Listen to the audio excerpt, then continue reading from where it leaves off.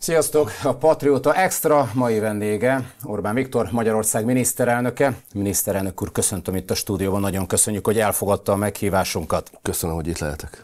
Vágjunk is a közepén, nagyon sok témával készültünk. Ugye a napokban összecsuklott a szocialista liberális kormány Németországban, megbukott Franciaországban a kormány, és Trump győzelmével pedig a globális elit egy történelmi mértékű vereséget szenvedett. Ön beszélt erről, ugye tusványosan a világrendszerváltásról. Mondhatjuk azt, hogy elkezdődött ez a világrendszerváltás, hogy Dávid sikkerrel veszi fel a harcot Góliáttal szemben? Ha nem akarunk beleragadni a napi események elemzésébe, hanem a folyamatok mögé vagy fölé akarunk nézni, akkor két egymástól elválasztandó folyamatot látunk. Az első az, amit most ön nevezett meg, hívjuk világrendszerváltásnak, a másik pedig a nyugati világon belüli változás. Tehát ha a világrendszerváltásról beszélünk, akkor nyugodtan mondhatjuk, hogy mióta beengedték a kínaiakat a WTO-ba, azóta az ázsiai gazdaságok minden korábbi föltételezést meghazudtoló sebességgel fejlődnek, és a teljes világgazdasághoz való hozzájárulása az ázsiai kontinensnek a nyugati kontinensek rovására radikálisan megnövekedett, tehát a világban keletkező vagyon, pénzérték, áramlás iránya az megfordult. Ebből az következik, hogy a kelet erősödik, Ázsia erősödik, a nyugat pedig relatíve, nem abszolút értékben, de relatíve hozzájuk képest pedig gyengül. És ha a GDP, tehát a világ össztermékéhez való hozzájárulás képessége előbb-utóbb megjelenik a katonai képességekben, megjelenik a diplomáciai képességben, és szép lassan átalakítja a világot. Ez az egyik folyamat, amiben értelmezni érdemes mindazt, ami történik. A másik folyamat, az pedig arról szól, hogy a hidegháború vége óta, 90-es évek elején vagyunk, a nyugati világon belül két politikai, szellemi, két program irányzatnak a harcát láttam én személyesen is, ezt már mind személyes élményként mondhatom önnek. Az egyik az a liberális, most ezt progresszív liberálisnak szokták hívni, hogy megkülönböztessék a tradicionális 19. századi gyökérzetű liberalizmusot, tehát ez a progresszív liberális irányzat, és a másik pedig a patrióták irányzata. Ezeket időnként kereszténydemokratáknak, vagy így úgy hívták, de a lényeg az, hogy ma már nyugodtan mondhatjuk, liberálisok egyik oldalon, patrióták a másik oldalon. Ami most történik az, hogy Európa, a nyugati világban, a belső küzdelemben a liberálisok veszítenek, a patrióták nyernek. A legnagyobb győzelem ebből a szempontból Donald Trump amerikai elnök győzelme, ez a patrióták legnagyobb győzelme a liberálisok fölött, ami egyúttal, és a két folyamat itt találkozik össze, ami egyúttal esélyt ad arra, hogy a nyugati világ újra megerősödjön és definiálja a helyét a világrendszerváltásban. De tudnunk kell, hogy a végén a két folyamat összetalálkozik ugyan, de valójában két különböző természetű dologról van szó. Igen, ez az Unióban például ez hogy mutatkozik meg? Ugye azért a francia kormány és a német kormány és a gazdaság, többek között a gazdasági nehézségek miatt, a társadalmi feszültségek miatt, a munkanélküliség, a migráció, tehát nagyon sok dolog miatt bukott meg. Itt azért az látszik, hogy ez a fajta átalakulás, ez elkerülhetetlen, méghozzá, még akkor is ugye nem nagyon akarnak róla tudomást venni. Ha a második folyamatban értelmezzük, ami Nyugat-Európában történik, tehát liberálisok versus patrióták a nyugati világban, akkor azt mondhatjuk, hogy a liberálisok utolsó hitfőállása, vagy mencsvára, citadellája, ahol visszaszorultak, az Brüsszel. Ez Mordor vidéke, a sötét nagyúr ide vette be magát, már csak itt vannak liberálisok, és itt is lehet látni, hogy mióta megalakultak a patrióták, ezek volnánk mi, azóta bárhol voltak választások Európában, mindenhol a patrióták nyertek. Csehországtól mondjuk Ausztriáig, vagy Hollandiáig. Tehát az európaiaknak előbb-utóbb egy patrióta politikai váltást kell végrehajtaniuk. Közben a másik összefüggésben, ami arról szól, hogy a nyugatnak hol lesz a helye a nagyvilágban, és Európa mit tud ehhez hozzáadni, ott pedig, ha sürgősen nem hajtanak végre egy versenyképességi változást, akkor a világgazdaság összteljesítményén belül az európai, a nyugat-európai országok teljesítménye tovább csökken majd, és eljelentéktelenek ezek az országok. Ma nagyon komoly bajokkal küzdenek, a beszélgetésünknek ez nem témája, de hagyjunk valamit, vagy nyissunk ki valamit a következő évre is, el fogunk érkezni ahhoz a nagy kérdéshez is, hogy az ilyen nagyságrendű problémákkal, mint amelyekkel ma nyugaton küzdenek, vajon sikerül azoknak a politikai rendszereknek a demokrácia keretein belül választ találniuk. Volt már olyan század, amikor nem sikerült. Igen, azért, hogyha megnézzük mondjuk az uniós folyamatokat, és hogyha Brüsszelre ugye kitekintünk, nagyon sokat beszélgetünk itt a Patriótán is, és elemeztük az ottani történéseket, azért mondjuk az a strasbourgi plenáris vita is önmagáért beszélt, és ugye Manfred Weberről is nagyon sok szó esett. Ő egyfajta paktumot, egy Weber paktumot hozott létre, azért az lehet látni, hogy ez a fajta migrációpárti szerződés, a háborúpárti szerződés, ez nagyon-nagyon gúzsba kötné azokat a tagállamokat, amelyek önállóságra, patriotizmusra vagy szuverenitásra törekednek. Mi erre a válasz? Valóban az a helyzet, hogy az amerikai republikánusok győzelmével a migrációs politikának vége van, tehát a migrációpárti politika halott a nyugati világban, a genderpolitika halott, és remélem, hogy a háborúpárti politikának is meg vannak számlálva a napjai. Ez az egyik dolog. Másfelől az Európai Parlamentben a legutóbbi választások eredményeképpen változáspárti többség jött létre. Tehát a mi számításaink szerint a 27 tagállamból 17-ben olyan politikai erők győztek, amelyek változást akartak, ideértve a néppártot is, amely az Európai Néppártot, a Weberékféle pártot, amely ezzel lépett sorompóba. De aztán az eredmények ismeretében ők úgy döntöttek, ahogy szoktak, elmentek balra, és kötöttek egy megállapodást a liberálisokkal, meg a zöldekkel, meg a szocialistákkal. Így lett létre az a helyzet, hogy elárulták az európai szavazók nagy részét. Ez az a felhajtó erő, ami tol bennünket ma erőre, patriótákat, mert akik nem ezt akarták az Európai Néppártól, hanem változást, azok a szavazók onnan eljönnek, és eljönnek mögénk. Na most valóban érdekes, intellektuálisan is izgalmas kérdés, hogy miközben Trump elnök jön be, az oroszok meg törnek előre, aközben a liberálisok, a zöldek, a szocialisták meg a néppártiak azt akarják folytatni, amit eddig csináltak. Új realitás van, és ők még mindig a régi realitás logikájában gondolkodnak, ezért kötötték meg ezt a paktumot, aminek majd később szerintem politikatörténeti jelentősége lesz, mert ezzel létrejött először Brüsszelben az a helyzet, hogy van kormányzó párt és van ellenzék. Brüsszelt bizonyos pártok kormányozzák, akik paktumot kötöttek, a magyar ellenzék pártjai mindebben a paktumban vannak benne, mert ezekhez a nemzetközi pártokhoz tartoznak, a másik oldalról pedig van Brüsszelnek ellenzéke, ezt vezetjük mi a patrióták. Igen, azért, hogyha megnézzük a számokat, azért ez mindig az egyik kulcskérdés. Itt a GDP,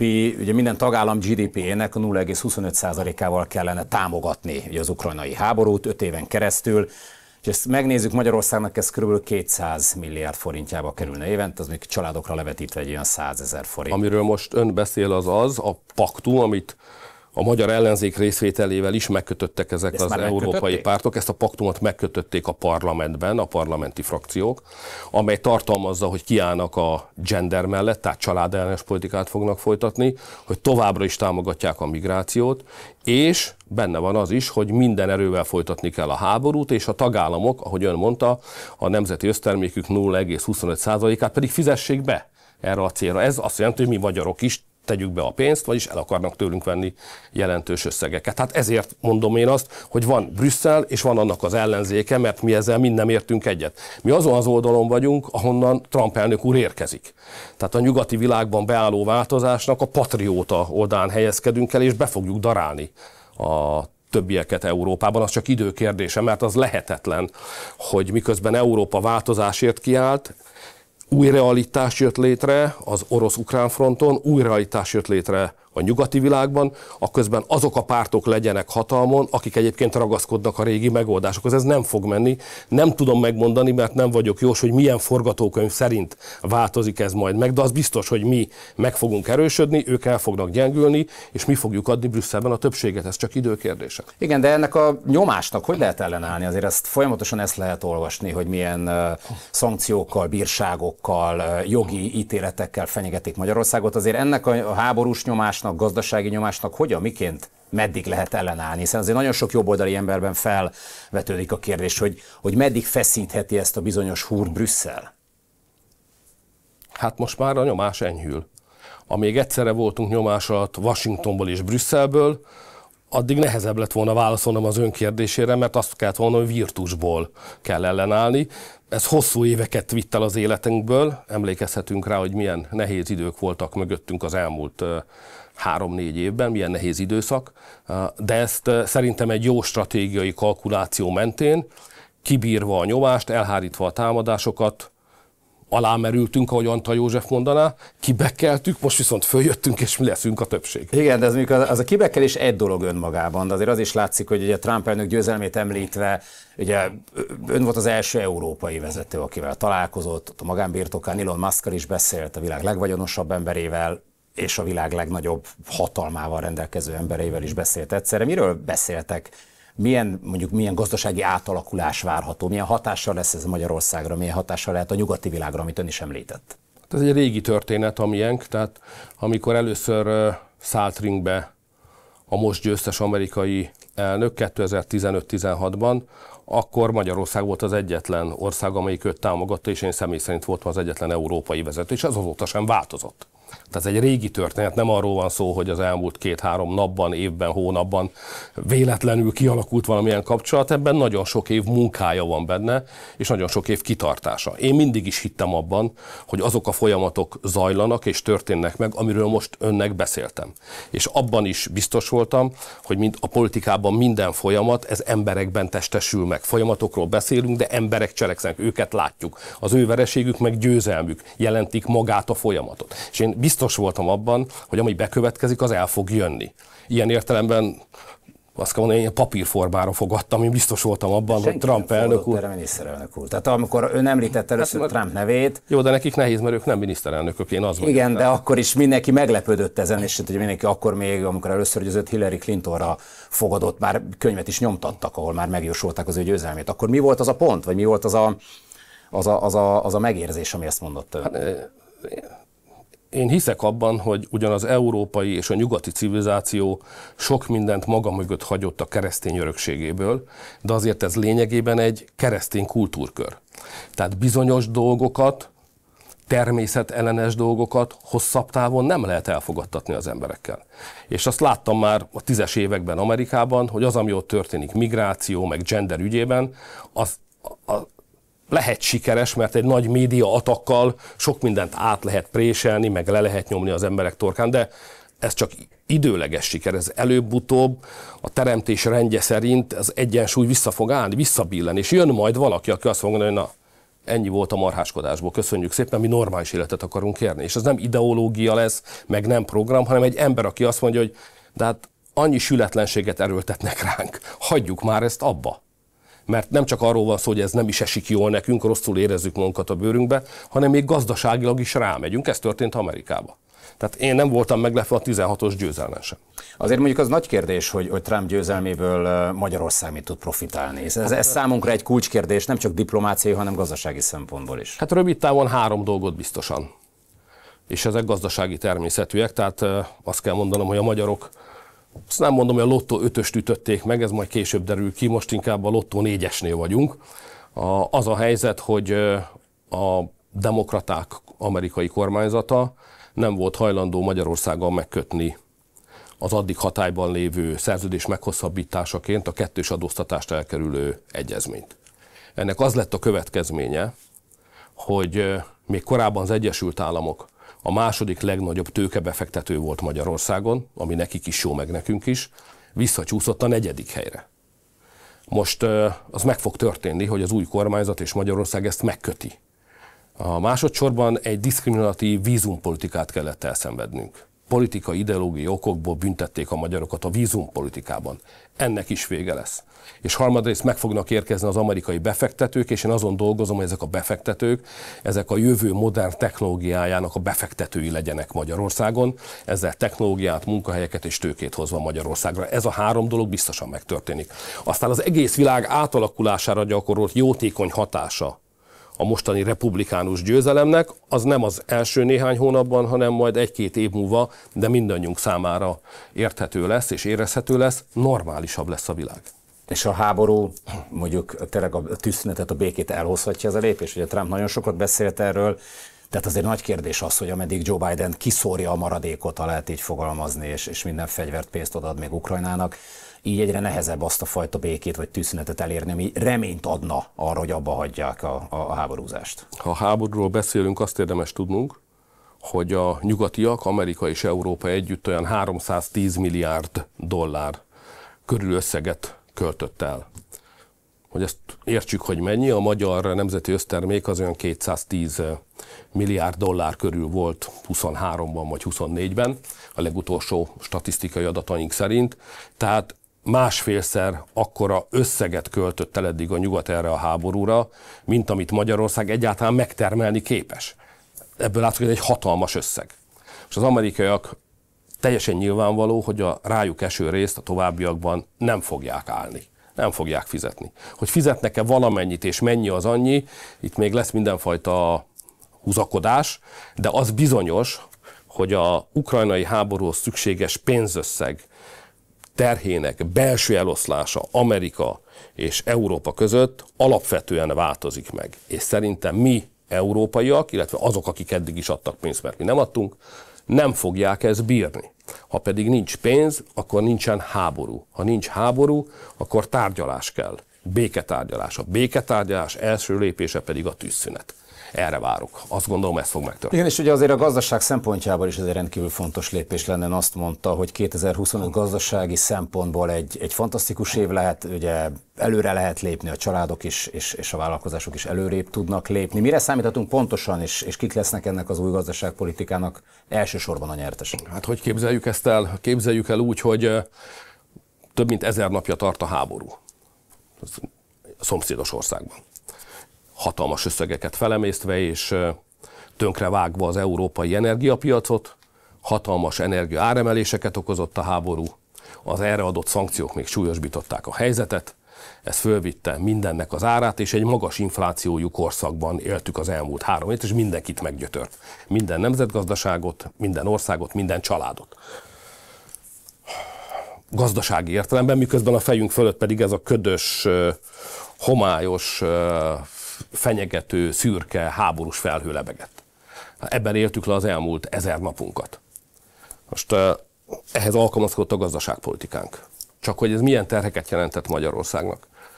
A 2022-ben a Magyarország által vásárolt energia ára az olyan 7 milliárd euró volt, és a rákövetkező évben, amikor a szankciók miatt az árak fölmentek, akkor pedig 17 milliárd euró lett. Az azt jelenti, hogy egyetlen év alatt elvesztettünk 10 milliárd eurót. Ezt a régiek, a kommunista időn úgy hívták, hogy cserearány romlás. Ezt a közgazdászok föl tudják idézni. Ez történt velünk. Ez 10 milliárd euró. 10 milliárd euró az 4000 milliárd forint, ami egyetlen év alatt kirepült az országból. Csak a háború miatt. Na most ennek van vége a mi véleményünk szerint. Ennek a háborús 1000 napnak vége, és a 25-ös évet mi már egy békeévként képzeljük el, és erre a békeévre készítettünk költségvetést. Tehát miután vége van a réginek, kezdődik kell egy új gazdaságpolitika. És az új gazdaságpolitika az alapja annak a költségvetésnek, amit most fogad el éppen a magyar parlament, amely valóban egy fantasztikus évet vetít előre. Bérrobbanás, ma éppen azt olvastam nemzetközi elemzésekben, hogy a jövő évben várható magyarországi bérnövekedések azok a legelején lesznek az Európai Uniónak, már a mostani harmadik és negyedik negyedévi adatok is ezt mutatják. Lesz egy erős gazdasági növekedésünk, olyan dolgokat fogunk csinálni, amit korábban még nem, Demján Sándor program, tőkejuttatás a vállalkozásoknak, egy teljesen új lakhatási program, eddig csak a diákokat támogattuk, most a fiatal munkásokat is tudjuk már támogatni. Szóval egy olyan év lesz előttünk, ami merőben különbözik attól az 1000 naptól, amit sikeresen túléltünk. Azért igen, csak hogyha megnézzük a gazdasági környezetet és a politikai környezetet félrerakva, a gazdasági környezetet, az Unió viszont a szakadék szélén táncol, és ezt Mario Draghi, aki készített egy jelentést, és azért ő mégiscsak nagyon komoly szaktekintés, pontosan belelát, igen, ért hozzá. Azért ugye ez pontosan az elhibázott brüsszeli döntéseket okolta azért, hogy Európa ennyire lemaradt és versenyképessége ennyire visszaesett. Ugye Magyarországnak ez elemi érdeke, hogy nem, tehát benne maradva ebben a körben, de önálló gazdaságpolitikát folytatva pont ezt a rossz sorozatot meg tudja valahogy szakítani, de ezt hogy tudja elérni? Ez mondjuk a versenyképességi nyilatkozat például elég lesz? Amit nem, ezen is érdemes gondolkodni, amit ön mond, de az talán erőnk fölötti vállalkozás lenne. Tehát én nem ezt gondoltam ki, illetve a mi csapatunk nem ezt gondolta ki. Persze próbálunk segíteni nekik, hogy változtassanak, és ilyen bukfencezős kormányzások idején is, mint Németország, meg Franciaország valamit tető alá hozzanak, mint például a budapesti versenyképességi nyilatkozat, de ha erre építenénk a következő évet, akkor homokra építenénk a házunkat, tehát nekünk egy másik tervünk van. Tehát a magyar gazdaság teljesítménye nem azért lesz jó, mert az európai teljesítmény megjavul. Akkor is jó lesz, ha az nem javul meg, mert nekünk van két jól kigondolt, elrejtett és most előszedett erőforrásunk, pénzügyi erőforrásunk. Az első, hogy a következő évben, 25-ben az korábban fölvett hitelek után fizetendő kamatok mértéke jelentősen lecsökken. Ez számokban azt jelenti, hogy még 24-ben a nemzeti össztermékünknek kb. 4%-át fizettük kamatként a korábban felvett hitelekre, talán 4 és felett, ez 1%-kal 3,5%-ra vissza fog jönni 25-ben, és ennyi pénzügyi mozgásterünk keletkezik. Másfelől, amikor láttuk, hogy a háborús időszak elkezdődik, akkor mi azt gondoltuk, hogy nem csak túlélni kell, hanem szép csöndben el kell indítani olyan beruházásokat is, amelyek majd a háború után termőre fordulnak, és egy repülőrajtót tudunk venni. Ezért indítottuk meg azokat a hatalmas méretű beruházásokat, ipari beruházásokat, amit sokat támadott az ellenzék egyébként az elmúlt időszakban, most láthatóan talán oktondi módon, hiszen a következő 25-ös évben ezek a nagy gyárak termelésbe állnak. Tehát elindul egy BMW gyár, elindul a világ legnagyobb kínai akkumulátorgyárának legnagyobb európai üzeme.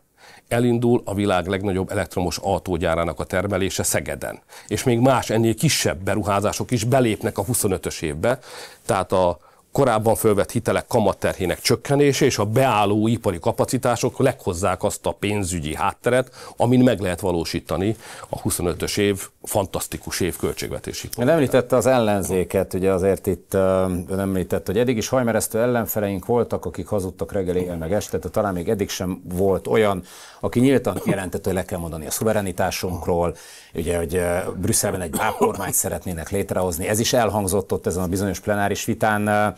Azért azt látszik, hogy egy olyan ellenféllel szembesült a jobboldal, ami eddig nem nagyon tűnt föl, és ennyire erős támogatás sem élvezett. Hogyan lehet egy ilyen ellenféllel harcolni? Miként lehet egy ilyen ellenféllel harcolni? A lényeg nem változott, a forma igen. És ez okoz azért meglepetést a magyar politikában. Ha a lényegről beszélünk, akkor az nem változott. Hát 2010 óta persze egyre erősödő intenzitással, elszántsággal Brüsszel mindig is kormányváltást akart Magyarországon. Egyébként nem csak Magyarországon, hanem mindenhol, ahol olyan kormányok voltak, lásd Lengyelország, amelyek egyébként patrióták, szemben a brüsszeli központosító törekvésekkel. Mondjuk úgy, hogy liberális, brüsszeli bürokrata központosító törekvésekkel. És mindig ezeket a kormányokat próbálták megbuktatni, hát bennünket is, engem is. Hát vissza tudom mondani minden választásnál, hogy ez pontosan hol, mikor, milyen eszközökkel akarták elérni. Ezeket mi mindig kivédtük. Amit most látunk, az ugyanez, ennek a folytatása. Mindig változtak a szereplők. Hát először Bajnai Gordont akarták visszacsempészni, ha emlékszik még rá. Őt megelőzően itt volt nekünk Gyurcsány Ferenc, aztán kitalálták, hogy akkor Gyurcsány Ferenc felesége lenne erre jó, és akkor teljes erővel támogatta a brüsszeli bürokrácia. Most éppen a Tisza pártot és Magyar Pétert próbálják ebbe a helyzetbe hozni. Ez szerintem mindenki számára világos. Hát igen, azért a jobboldali közönség, vagy közösség azért azt várja, vagy hát várta már azt, hogy egy picit határozottabb válasz szülessen. Igen, ez a Mencer Tamással történt csörtélyre vesz. Igen, de ez a ruha kérdése. Tehát én az előbb arról beszéltem, hogy a dolog tartalma nem változik. Sőt, egyre szemérmetlenebbé vált. Hát amikor ott voltam az Európai Parlamentben a magyar elnökség programját bemutatandó, akkor ott Ursula von der Leyen és Manfred Weber, mint egy keresztszülőként bemutatták Magyar Pétert, mint a leendő Brüsszel által támogatott kormány fejét. Ezt így is mondták, hogy én ki, ő be. Ezt ott elmondták. Csak ott ugye közjáték volt, és a nagy igazgatás közben, amire mindenki emlékszik, a szavak, amelyek elhangzottak, és amelyek valójában a brüsszeli magyar kormánybuktatási szándék bejelentéseként értelmezendők, azokra elterelődött a figyelem. Tehát a lényeg nem változott. Amiről ön beszél, az maga a ruha, vagy a stílus, vagy a módszer, ahogy a politikát művelik és csinálják, ez valóban új. Tehát még a legvehemensebb és legrosszabb időkben is a tényszerűségnek volt valami szerepe. A viselkedési kultúrának is volt egy olyan korlátja, amiről mindenki úgy gondolta, hogy hát jobb azt nem átlépni. Az a típusú agresszív hőbörgés, amelyet ma látunk, igaz inkább a parlamenten kívül, az nem volt példátlan, csak nem volt általános. Tehát én emlékszem arra, amikor, hogy hívták azt a képviselőt, Jakab Péter, krumplis zsákkal az orrom előtt. És oda ment önhöz és mondott minden. Tehát azért volt ilyen, csak ez valahogy ez a szélén volt. Most ez vált az ellenzéki politikának a hangjává. Ez agresszív hőbörgés. És valóban a normális embereket, nevezhetjük jobboldalinak is, de talán ez nem teljesen fair a jóérzésű baloldaliakkal szemben. Tehát minden jóérzésű embert ez egész jelenség hát vagy kihozta a sodrából, vagy várt, hogy történjen már valami, mert mégiscsak ez így igen, nem... ez a viszketett a tenyeret pár emberek, de ugye ez mindig, tehát egy politikai szándéktól azért ez távol áll, tehát a kettőt nem nagyon lehet mindig tető alá hozni, mert nem lehet mindig ugyanazt tenni, amit mondjuk a választó szeret. Hát nézze, szerintem, bár remélem önnek nagyobb szerencséje van, azért a legtöbb munkahelyen vannak ilyen agresszív hőbörgők, meg a családban is, hát valljuk be, időnként beesik valaki. Ilyen rémkellemetlen alakok előfordulnak, és azt mindenki tudja, aki már találkozott ilyennel, hogy ezekkel nem lehet egyenesen, érvelve, belátásra, meggyőzősre, appellálva beszélni. Hát csak a saját hangjukon lehet velük beszélni. Ezek ilyenek, ilyenfajta emberek. És ha bekerülnek a politikába, akkor ha bár ez senkinek sem esik jól, itt is ez történik. Hát amikor ezeket a durva szóváltásokat hallja az ember, akkor mégiscsak van egy ilyen szekunder szégyenérzete, nem? Mert mégiscsak legalábbis mi a jobb oldalon idealisták vagyunk, mi azt gondoljuk magunkról, hogy mi azért ennél különbek vagyunk, hát azért mégis. De nem vagyunk különbek, mert ezek is mi vagyunk. És hogyha a politikában ezek az emberek pozíciót fognak és behozzák ezt a harcmodort, mert mindig a kihívó választ harcmodort, akkor a kormányzó pártnak, ami az ország állapotáért felel, erre is kell, hogy legyen válasza. Nekünk egy nagy politikai közösségünk van, nekünk minden kihívásra van válaszunk, minden fegyvernemben érkező kihívásra kell tudnunk válaszolni. Amikor terézanyásan kell, akkor úgy.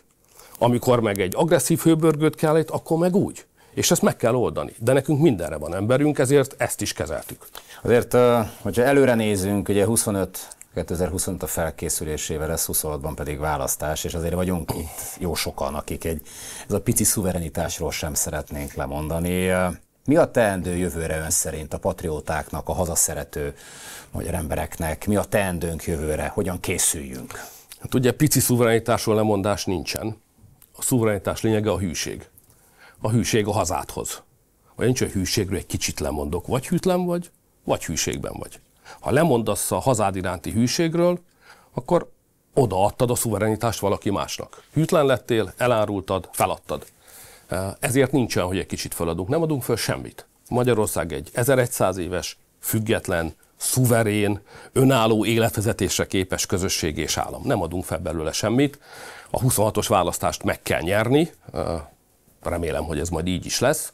Biztos vagyok abban, hogy a 25. évben végzett munkánk az döntő súllyal esik majd latba, ha az az új gazdaságpolitika, amit most meghirdettünk, a gazdasági semlegesség, új gazdaságpolitika, 21 programpontból álló akciótervünk, ha ez sikeres lesz, akkor mindenki látni fogja, hogy megvan a kormánynak a válasza a háború utáni időszakra, hogyan tesszük újra nagyjá Magyarországot, hogy így fogalmazzak Donald Trumpot parafrazálva. Tehát, és ha van kormányképesség és van teljesítmény, akkor van választási siker is. Igaz, a kormányzati siker önmagában nem hoz választási sikert, azért majd nagyon sokat kell dolgozni a sok százezer nemzeti keresztény polgári érzelmű embernek, de hogy eddig ezt hozta a mi politikai közösségünk, szerintem 26-ban is hozni fogja. Én nagyon bizakodva, nagy várakozásokkal nézek a 25-ös és a 26-os év elé is. Miniszterelnök úr, nagyon szépen köszönjük az interjút, és köszönjük még egyszer, hogy elfogadta a meghívást, és természetesen a magam és kollégáim nevében áldott békés és boldog karácsonyt kívánok önnek. Köszönjük, hogy itt volt. Az ön családjának is legyen békés karácsony. Köszönöm. Ez volt a Patrióta Extra, nektek nagyon köszönöm a figyelmet, ne felejtsetek el feliratkozni a csatornára, hiszen további rendkívül érdekes interjúkkal, beszélgetésekkel várunk titeket majd a jövő évben, és köszönöm, hogy itt voltatok velem, sziasztok!